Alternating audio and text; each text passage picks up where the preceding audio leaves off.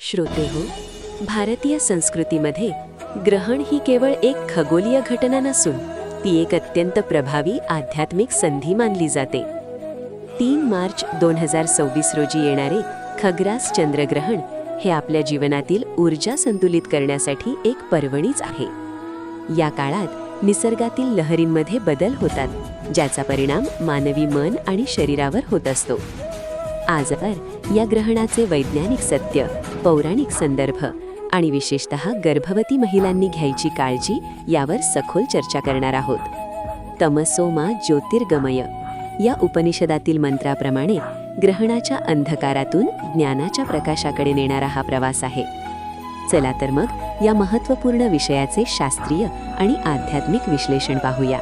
ततश्च राहुः स्वर्भानुः कृतागस्तं तमसायुतः प्रविश्य पंक्तिं देवानां सोमं सोमं अपात्ततः. श्रीमद भागवत पुराण, अष्टम स्कंध, अध्याय 9. मोहिनी अवताराच्या प्रसंगी राहूने कपटाने अमृत प्राशन केले, त्या प्रसंगाचे हे वर्णन आहे. या श्लोकात राहूने देवांच्या पंक्तीत बसून अमृत कसे प्राशन केले याचे वर्णन आहे. आध्यात्मिक स्तरावर ग्रहण म्हणजे सूर्याने म्हणजे आत्मा आणि चंद्राने म्हणजे मन, राहूच्या म्हणजे अज्ञान किंवा अंधकार छायेत येणे होय. 3 मार्च 2026 रोजी होणारे चंद्रग्रहण हे खग्रास असून ते भारतातून दिसणार आहे. शास्त्रानुसार जेव्हा पृथ्वी सूर्य आणि चंद्राच्या मध्ये येते तेव्हा तिची सावली चंद्रावर पडते, यालाच आपण चंद्रग्रहण म्हणतो. वैज्ञानिकदृष्ट्या ही सावलीची खेळ असली तरी आध्यात्मिकदृष्ट्या हे चित्तशुद्धीचे पर्व आहे. या दिवशी राहू आणि केतूच्या ऊर्जेचा प्रभाव वाढतो, ज्यामुळे अन्नातील सूक्ष्म जीवाणूंची वाढ वेगाने होऊ शकते. म्हणून आपण ग्रहण काळात अन्न वर्ज्य करतो. 3 मार्चला सायंकाळी हे ग्रहण सुरू होईल, ज्याचा मोक्ष रात्री उशिरा होईल. या काळात नामस्मरण केल्याने मंत्राचे फळ सहस्रपटीने मिळते, कारण बाह्य जग जेव्हा अंधकारमय असते तेव्हा अंतरातील ज्योत उजळणे अधिक सोपे जाते. श्रीमद भागवत पुराणातील कथा. समुद्र मंथनातून जेव्हा अमृत बाहेर आले तेव्हा भगवान विष्णूंनी मोहनी रूप धारण करून देवांना अमृत वाटण्यास सुरुवात केली. यावेळी स्वर्भानू नावाचा असुर देवांचे रूप घेऊन सूर्य आणि चंद्राच्या मध्ये बसला. त्याने अमृत प्राशन करताच सूर्य आणि चंद्राने त्याला ओळखले आणि श्री विष्णूंना सावध केले. विष्णूंनी सुदर्शन चक्राने त्याचे मस्तक धडा वेगळे केले, परंतु अमृतामुळे तो अमर झाला होता. त्याचे मस्तक राहू आणि धड केतू बनले.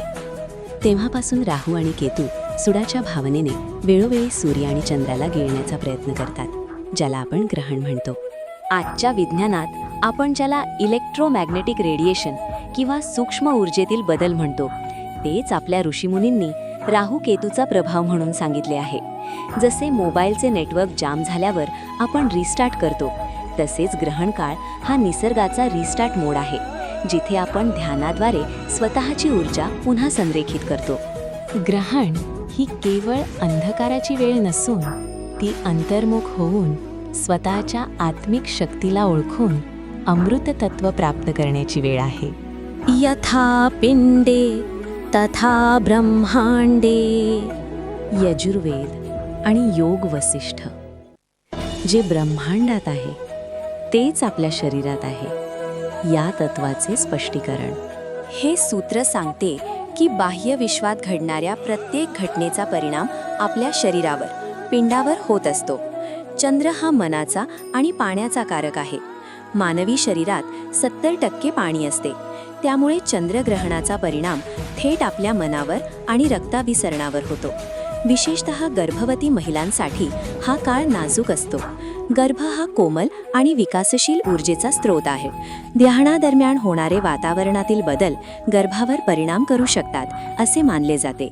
शास्त्रानुसार गर्भवती महिलांनी धारदार वस्तू, चक्कू, कात्री वापरू नये, कारण सूक्ष्म लहरींच्या प्रवाहामुळे एकाग्रतेत बाधा येऊन इजा होऊ शकते. ग्रहण काळात निद्रा टाळण्याचे कारण म्हणजे निद्रावस्थेत शरीर बाह्य लहरींना अधिक संवेदनशील असते. त्याऐवजी ओम नमो भगवते वासुदेवाय या मंत्राचा जप केल्याने एक संरक्षक कवच निर्माण होते. आधुनिक डॉक्टर देखील या काळात मानसिक शांतता आणि गर्भाची हालचाल याकडे लक्ष देण्यास सांगतात, कारण आईच्या तणावाचा परिणाम गर्भावर होतो. 3 मार्च 2026च्या ग्रहणात भारताच्या वेळेनुसार सुतक पाळावे आणि त्यानंतर शुद्ध स्नान करावे.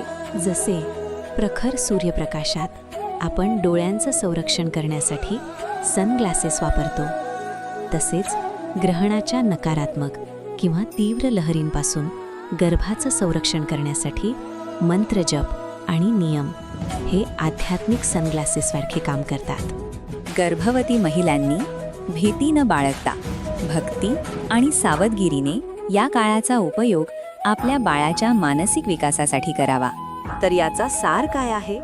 शास्त्रांनुसार ग्रहण काळ हा सामान्य वेळ नसतो. या काळात वातावरणात सूक्ष्म ऊर्जा बदल होत असतात. त्यामुळे मन, शरीर आणि कर्म यांची शुद्धी करण्याची ही उत्तम संधी मानली जाते. ग्रहण सुरू होण्यापूर्वी स्नान करून स्वच्छ वस्त्र परिधान करावेत. घरातील अन्न झाकून ठेवावे आणि शक्य असल्यास अन्नात तुळशीपत्र ठेवावे. तुळस पवित्र आणि संरक्षण देणारी मानली जाते. ग्रहणाच्या वेळी शक्यतो शांत बसावे. नामस्मरण, मंत्रजप, ध्यान, रामरक्षा, विष्णू सहस्रनाम किंवा ओम नमो भगवते वासुदेवाय यांसारखा मंत्र जपावा. या काळात केलेला जप अनेक पटींनी फलदायी मानला जातो. ग्रहणाच्या वेळी अन्न सेवन करू नये, झोप घेऊ नये, वाद, राग, कटू शब्द टाळावेत. शुभ कार्य जसे की लग्न, ग्रहप्रवेश, नवीन कामाची सुरुवात या काळात टाळावी. ग्रहण संपल्यानंतर स्नान करावे, घर स्वच्छ करावे, देवपूजा करून दान करावे. दान, जप आणि प्रार्थना यांना या काळात विशेष पुण्य प्राप्त होते असे धर्मग्रंथ सांगतात. आता गर्भवती महिलांसाठी विशेष नियम.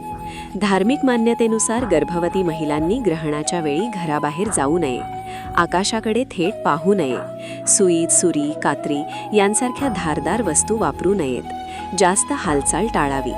ग्रहणाच्या काळात शांत बसून देवाचे नामस्मरण करावे. गर्भातील बाळावर चांगले संस्कार होतात अशी श्रद्धा आहे. मनात सकारात्मक विचार ठेवावेत. ग्रहण संपल्यानंतर स्नान करून देवाचे आभार मानावेत. आपल्या सनातन परंपरेनुसार ग्रहण हा अपशकुन नसून आत्मशुद्धी आणि साधनेचा विशेष काळ आहे. श्रद्धा ठेवा, नियम पाळा आणि देवाच्या कृपेवर विश्वास ठेवा. श्रोतेहो, असेच शास्त्रशुद्ध आणि आध्यात्मिक ज्ञान मिळवण्यासाठी आपल्या ज्ञानामृत परिवारात सामील व्हा.